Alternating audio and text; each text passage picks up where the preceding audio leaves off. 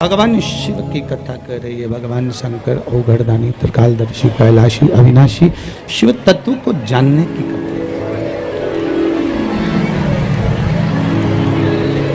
पहचानना, शंकर का भजन करना, कीर्तन करना, स्मरण करना, मंत्र जाप करना, शिव भक्ति में लीन होना। एक शिव महापुराण की कथा कहती है माता पार्वती और भगवान शंकर का जो मिलन है वो विश्वास और श्रद्धा का मिलन है। विश्वास और श्रद्धा का मिलन। भगवान शिव विश्वास है, माता पार्वती श्रद्धा है। अगर मौका मिले, योग कभी ऐसा जीवन में मिले कि कभी शिव मंदिर में आप लोग गए हो और शिव मंदिर में गए और वहां कोई है नहीं, एकदम मंदिर खाली है, अकेले भोलेनाथ जी विराजमान है, वहां आप कुछ देर बैठकर भगवान का मूल मंत्र श्री शिवाय नमस्ते, श्री शिवाय नमस्तु, श्री शिवाय नमस्तु। जिस दिन शिव मंदिर में जाओ और शंकर भगवान आपको अकेले मिल जाए, भगवान शिव मंदिर के अंदर अकेले हो, कोई हो ही ना, केवल शिवलिंग हो और कोई दूसरा दिख भी नहीं रहा हो, तो वहां बैठकर भगवान शंकर की आराधना करो।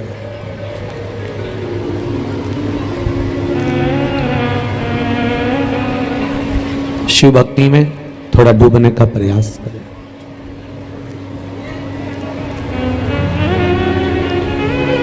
एक बड़ा सुंदर संवाद आता है।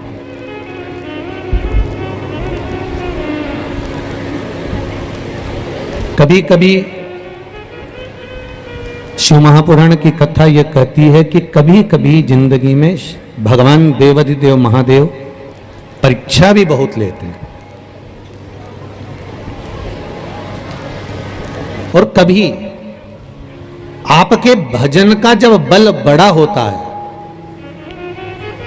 आपकी तप साधना का, आपके भजन का, कीर्तन का, स्मरण का, मंत्र जाप का, नाम जाप का बल बड़ा हुआ होता है, तो शिव पुराण कहती है कि भगवान शंकर देवताओं के कहने पर परीक्षा जरूर लेते हैं, पर उस परीक्षा में आपको उत्तीर्ण भी करते चले जाते हैं। ये शिव कृपा है, ये शंकर भगवान की कृपा, ये शिव करुणा। तेरा ही दिया मैंने खाया पिया है, तेरा शुक्रिया है, तेरा शुक्रिया है। मुझे भोले बाबा ने बहुत दे दिया है, तेरा शुक्रिया है, तेरा शुक्रिया है। ये परीक्षा के साथ में भगवान उत्तीर्ण भी करते हैं।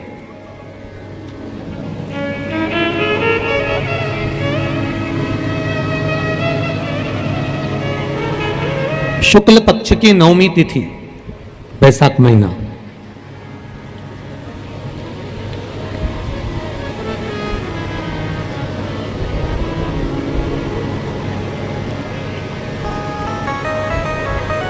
पीला चंदन घिसकर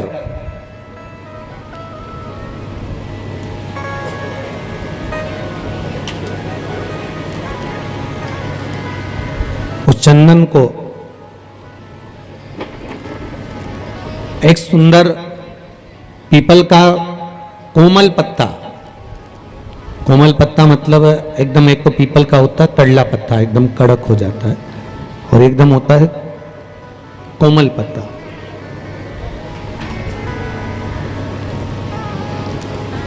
उस पीपल के कोमल पत्ते पर पीला चंदन घिसकर, जो वो चंदन होता है, उस चंदन को घिसकर उस चंदन को उस पत्ते पर रख लें, और महाराज उस पत्ते को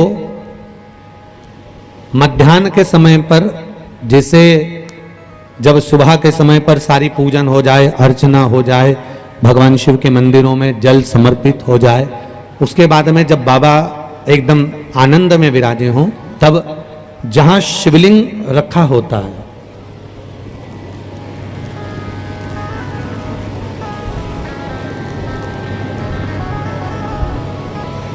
जैसे ये शिवलिंग है और ये कटी भाग जहां शिवलिंग रखा हुआ है, इस कटी भाग पर जहां शिवलिंग रखा है उसके पास में ही 3 उंगलियों से चंदन का लेपन उस कटी भाग पर करना है। जो उंगलियां लगी रहेगी उसी को अशोक सुंदरी वाली जगह पर स्पर्श करना है, और अशोक सुंदरी वाली जगह पर स्पर्श कर कर कुछ देर तक चंदन लगे रहने देना है। उसके बाद में उस चंदन को वापस निकाल कर लेकर आना है, कटी भाग पर जो लगाया गया है उसको भी निकाल कर वापस लेकर आना है। फिर बाबा का स्नान नहीं कराना है, केवल चंदन लेकर आना है, उसी पीपल के पत्ते पर रखकर। एक डिब्बी में उस चंदन को आप रख लीजिए। कुछ दिन जिसकी नेत्र ज्योति कमजोर है, चश्मा लग रहा हो, श्रवण शक्ति कमजोर हो, सुनाई कम दे रहा हो, उसके कंठ से इस ठोड़ी तक उस चंदन का तिलक लगाना प्रारंभ कर दीजिए, और नेत्रों के नीचे थोड़ा सा वो चंदन लगाना प्रारंभ कर दीजिए। लगभग 20 से 22 दिन तक आप उसका प्रयोग करिए, और एक रुद्राक्ष का जल शिव को समर्पित कर कर उस जल का आचमन करना प्रारंभ कर लीजिए। लगभग 22 दिन लगेंगे। धीरे धीरे फिर जाकर डॉक्टर को जांच करा लेना, नेत्र की ज्योति बढ़ना प्रारंभ हो गई है। पर विश्वास के साथ में, भरोसे के साथ में, क्योंकि सबसे मूल अगर कुछ है तो विश्वास मूल है। मानो तो मैं गंगा मां हूं, और ना मानो तो बहता पानी। अगर आपका विश्वास प्रबल होगा, भरोसा अगर प्रबल होगा, विश्वास अगर प्रबल होगा तो भगवान मिलेगा, और अगर विश्वास नहीं है तो परमात्मा नहीं मिल सकता।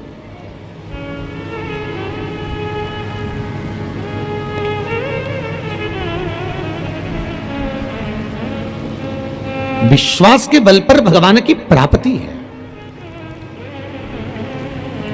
विश्वास है तो शिव है, और देखो विश्वास का ही तो प्रतीक है ये तूने पत्र जो आए हैं, इसमें एक पत्र लिखा है, देखिए।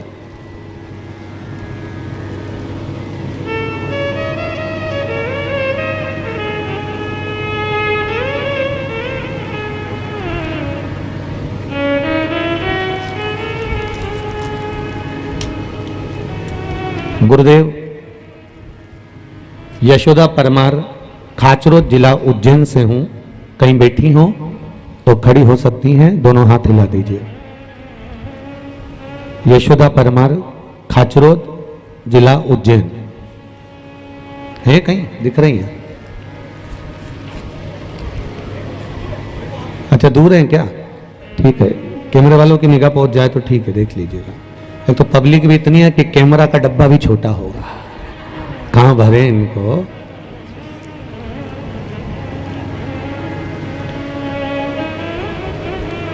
आज कह रहे थे कुछ प्रशासनिक बंधु लोग, कई गुरुजी, रतलाम के इतिहास की पहली इतनी पब्लिक है जो रतलाम में दिख रही है।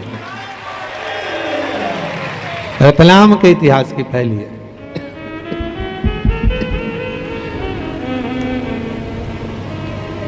यशोदा जी परमार ने खाचरोद जिला उज्जैन से हैं, जिन्होंने लिखा है शंभु शंभु शंभु।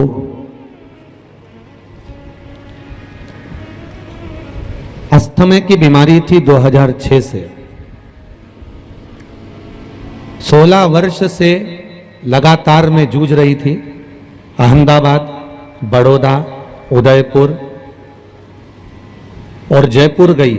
जयपुर में भी डॉक्टर ने सारी पद्धति से सब कुछ किया, पर वो बीमारी नहीं गई। गुरुदेव, 4/3/2022 को फुलेरा दूज के दिन धतूरे की जड़ वाला प्रयोग आपने जो बताया था सीहोर से, वो किया। 2006 से जो अस्थमा की बीमारी चल रही थी गुरुदेव, अब वो अस्थमा की बीमारी बिना दवाई के ठीक हो गई है, बाबा की कृपा हो गई है। ये अस्थमा की बीमारी, खींचकर बोलना पड़ रहा बाबू, सेट करिए। अस्थमा की बीमारी वो 2006 से जो चल रही थी, 16 वर्ष से लगातार, अब वो ठीक हो गई है। ये बाबा की कृपा हुई है, शंकर की कृपा। बैठो बहन, जहां भी आप बैठी हो, आराम से खड़े हो, आप बैठिए। ये शिव कृपा है। एक पत्र और देखिए, किसी ने भेजा है, बड़ा सुंदर है।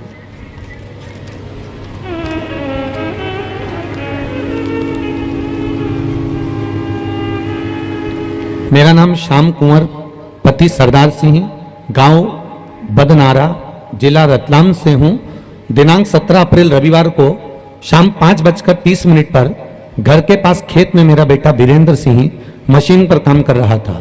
तभी अचानक ट्रैक्टर रिवर्स आ गया और मशीन पीछे आ गई, जिससे मशीन के टायरों के बीच में से मेरे बेटे को निकला हुआ। ट्रैक्टर के बड़े टायर के नीचे मेरा बेटा आ गया।